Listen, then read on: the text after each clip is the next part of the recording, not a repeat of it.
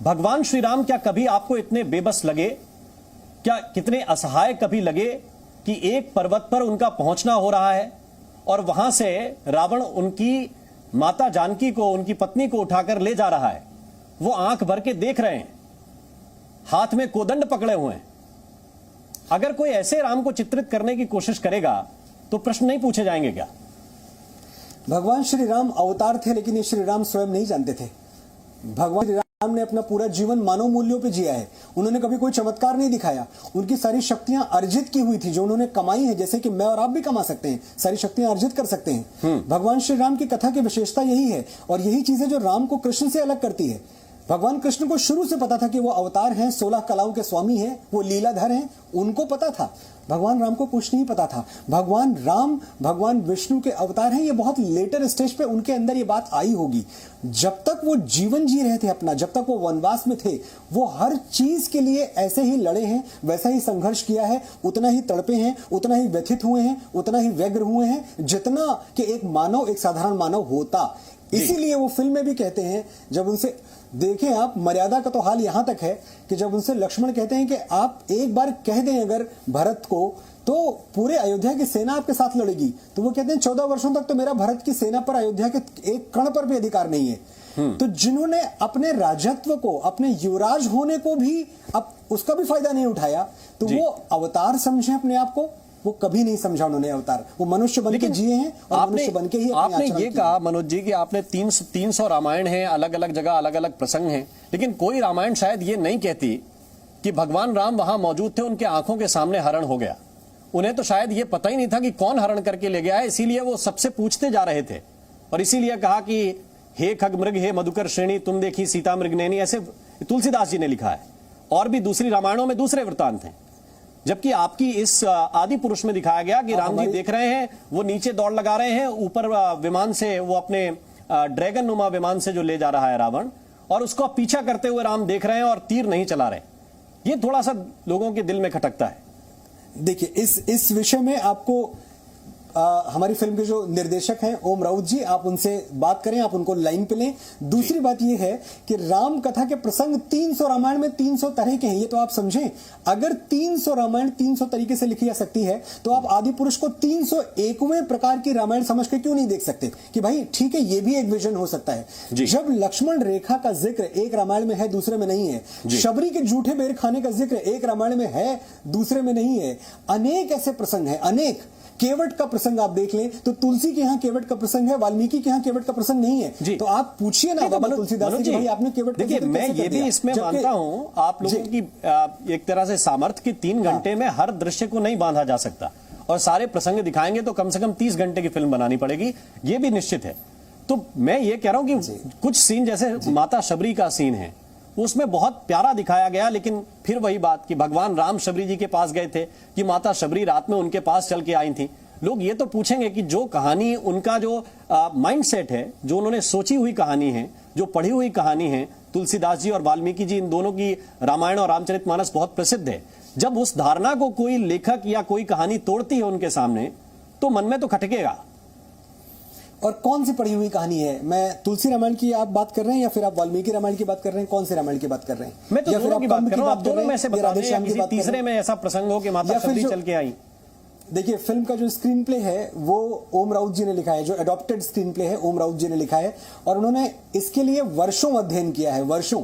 मेरा काम संवाद में था। अगर आप ये सवाल उनसे पूछेंगे तो उसका जवाब आपको वो बिल्कुल कोट के साथ देंगे कि 300 रामायण में से कौन से रामायण में कौन से पन्ने पे ये लिखा है। लेकिन इस वक्त जब आप मुझसे पूछ रहे हैं तो मैं सिर्फ अपने डायलॉग्स को डिफेंड कर सकता हूं। तो मनोज जी, एक प्रश्न नाम को लेकर भी उठ रहा है। सकता हूं जी जी, मैं संवाद पे फोकस करता हूं, मैं संवाद पे फोकस करता हूं। और एक सवाल यह भी उठ रहा है कि पूरी फिल्म में भगवान लक्ष्मण को केवल शेष ही बुलाया गया, और हीरो भी यानी कि भगवान श्री राम भी, और विलेन भी यानी कि रावण, मेघनाथ भी, इंद्रजीत भी, वो भी शेष ही बुला रहे हैं। तो लोग पूछ रहे हैं कि फिर लक्ष्मण अवतार का औचित्य ही क्या है? ऐसे तो बलराम को भी शेष बुलाइए, शेष अवतार में तो शेष थे ही। देखिए, शेष उनको बुलाया जा रहा है। उसके जो, अगर आप मुझसे एक कारण पूछेंगे तो हमने राघव को भी राघव कहा, हमने राम को राघव के नाम से बुलाया है, हमने सीता को जानकी के नाम से बुलाया है, हमने लक्ष्मण को शेष नाम से बुलाया है। हमने बस वो नाम लिए जो हमारे लिए घन गरज के हिसाब से, संप्रेषणीयता के हिसाब से, आश के हिसाब से, सामयिक हमने बार बार इस शब्द का इस्तेमाल किया है कि हमने रामायण को सामयिक चश्मे से देखने की कोशिश की है। तो अगर हमें ये अच्छा लगे, ये तो क्रिएटिव कॉल है, इसमें मुझे लगता नहीं कि किसी को ऐतराज होना चाहिए। कोई ये तो नहीं कह सकता कि शेषनाग का अवतार लक्ष्मण थे ही नहीं, तो वो तो थे ही ना। तो फिर तो आप मुझसे ये भी पूछे कि फिर राघव क्यों बुलाया, हम राम क्यों नहीं बुला रहे? क्योंकि हमें राघव ठीक लगा बुलाने के लिए। नहीं, केवल मैं तो सिर्फ इसलिए ये सवाल कर रहा था कि जैसे अभी कृष्ण कथा सुनाएं और कृष्ण को हम केवल विष्णु बुलाएं, तो ये तो कृष्ण के साथ अन्याय हो गया ना। मैं केवल इस नाते, और आपका तर्क भी अपनी जगह ठीक है कि आपकी क्रिएटिव फ्रीडम है, उसका हम सम्मान करते हैं। ऐसा तो कोई थिएटर में, जी बोलिए जी, ऐसा कोई थिएटर में नहीं है जिसको ये समझ में नहीं आया कि ये शेष ही लक्ष्मण है। एक भी ऐसा कोई आपको व्यक्ति नहीं मिलेगा, आपको तुरंत पता चल जाता है कि यही लक्ष्मण है। जी। लेकिन मनोज मुंतशिर जी, दो छोटे छोटे संवाद जिनका बार बार लोग जिक्र कर रहे हैं कि बुआ का बगीचा है, कुछ ऐसे शब्द जैसे काल के लिए कालीन बिछा रहे हैं, जो सामान्य चीजें गले नहीं उतरती हैं लोगों का ये तर्क है जो सोशल मीडिया पे पूछे जा रहे हैं। क्या आपको लगता है कि वैसे संवादों से बचा जाना चाहिए था? 3 घंटे की फिल्म है, 3 घंटे के संवाद लिखे हैं, ये पूरा अगर आप जोड़ देंगे तो इसमें 3 मिनट का कंटेंट निकलेगा जो संवादों का है, 3 मिनट से भी कम का निकलेगा। अगर 3 घंटे में 3 मिनट पे लोगों को आपत्ति है तो मेरी गलती ये होती कि मैं उनकी आपत्ति को नकार दूं, ठुकरा दूं।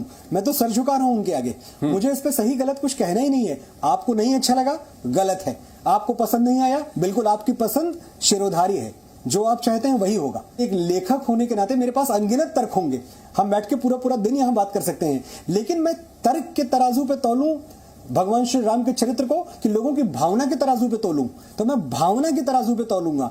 आपसे ज्यादा भगवान राम से प्रेम कौन करता है?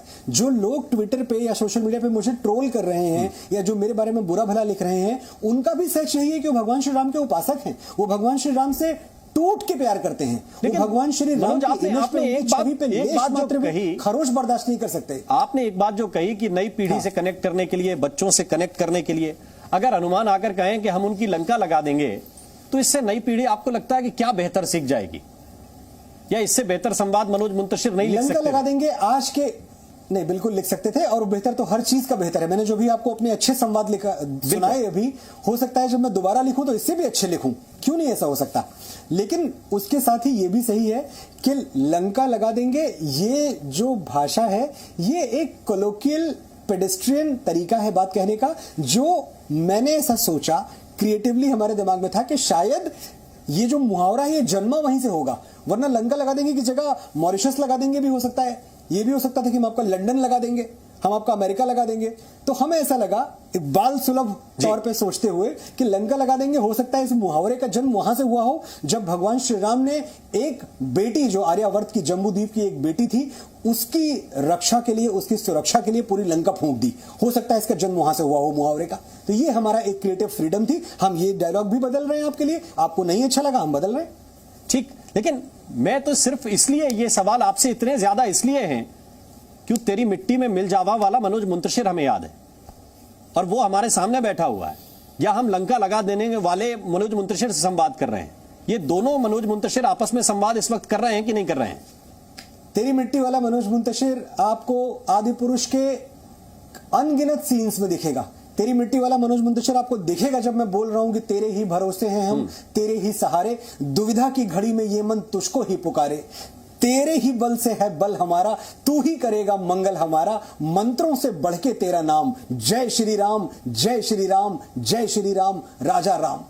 आपको तेरी मिट्टी वाला मनोज मुंतशिर मिलेगा जब आप सुनेंगे कि जन्म जन्म की खोज बताएं, राम से चल के राम पे आए, प्रेम कोई हम और न जाने, राम से रूठे राम से माने, राम सिया की करुण कहानी, एक है चंदन एक है पानी। आपको तेरी मिट्टी वाला मनोज मुंतशिर मिलेगा जब शिवोहम आप सुनेंगे, जो बूंद बूंद पुण्य है, जो अंश अंश उज्ज्वला, वो गंगधार निर्झरा है झर रही गिरीश पर, जो अर्धरात्रि सृष्टि पर है स्वर्ण सा बिखेरता, चमक रहा है चंद्रमा वो व्योम जैसे शीश पर। ये सब इसी आदि पुरुष में है, जिस आदि पुरुष को 5 डायलॉग्स पे तोला जा रहा है। वो 5 डायलॉग मैं हटा रहा हूं, लेकिन आपसे हाथ जोड़ के निवेदन है कि बाकी जो कुछ है, बाकी जितना सनातन का रस है इस फिल्म में, उससे आप मुंह न मोड़ लें, उसको आप अपनाएं, उसको पिए, राम रतन धन लूटें और श्री राम का गुणगान करें, जय श्री राम बोलें।